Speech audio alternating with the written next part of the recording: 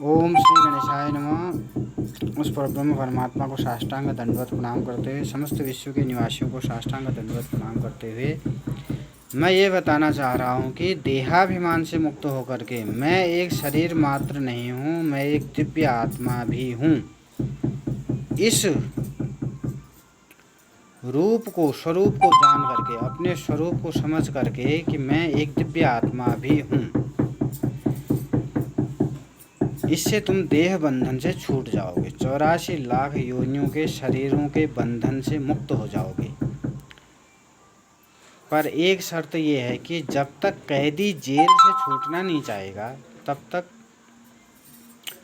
उसको कोई छुड़ा नहीं सकता है। यहाँ अध्यात्म संसार में ये सिद्धांत है। जब तक तुम मुक्त नहीं होना चाहोगे, तो साक्षात परमात्मा भी आ जाए तो वो जबरदस्ती अपने मन से तुम्हें मुक्त नहीं करेंगे। ये वेद और शास्त्रों का नियम है।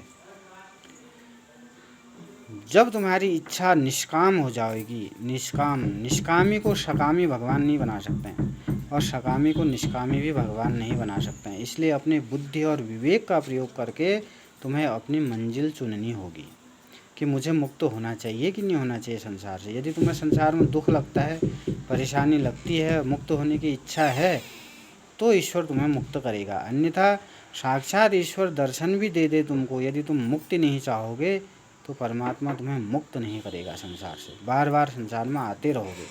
भले ही तुम ईश्वर से युक्त होकर के आओ, भगवान को लेकर के आओ अपने साथ, लेकिन आना पड़ेगा।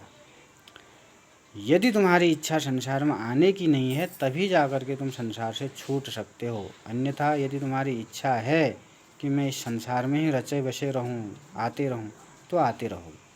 परमात्मा अपनी तरफ से तुम्हें मुक्त जबरदस्ती नहीं करेगा। ये एक नियम है शास्त्रों, वेदों और पुराणों का। इसलिए तुमको अपनी इच्छा बनानी पड़ेगी ईश्वर के सामने कि हाँ, मुझे मुक्त होना है, तो मुझे मुक्त कर दीजिए। तब जाके तुम्हें मुक्त किया जाएगा। अन्यथा साक्षात ईश्वर भी तुम्हारे सामने होगा तो ज़बरदस्ती मुक्त नहीं करेगा तुम्हें।